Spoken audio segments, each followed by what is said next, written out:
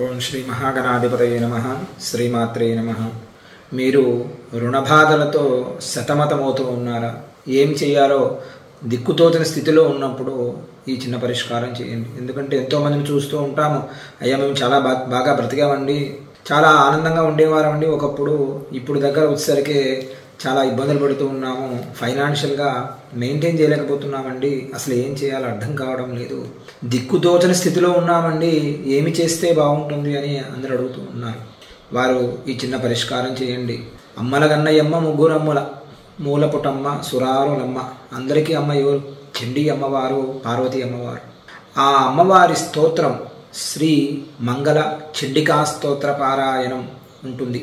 ఆ పారాయణము ప్రతి మంగళవారము రాహుకాల సమయంలో అమ్మవారి దగ్గర నేతి దీపారాధన చేసి, ఆ దీపారాధనలో గురువింజలు తెలుసు కదా మీకు ఆల్రెడీ, ఆ గురువింజలు 2 గురువింజలు దానిలో వేసి అమ్మకు నమస్కారం చేయండి.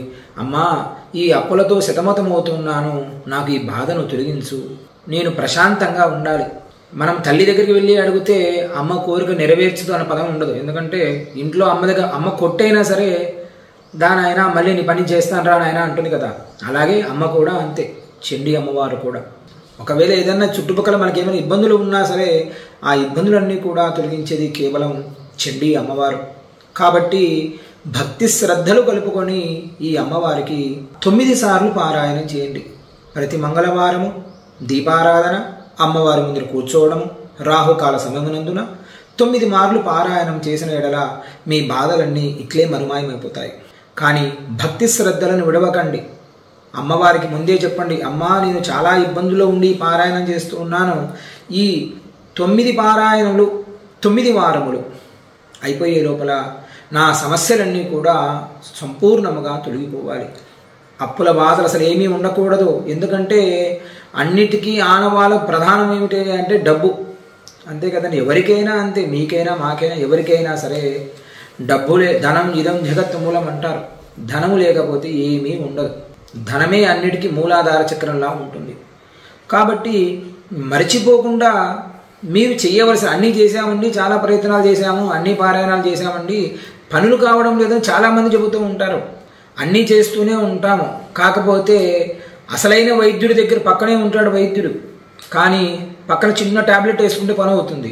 కానీ ఆ విషయం తెలియక ఎంతో కష్టపడుతూ ఉంటాం మనం కదండి. కాబట్టి ఈ చిన్న పారాయణం చేసి ఆనందముగా ఉండండి, రుణ బాధలు తొలగించుకోండి.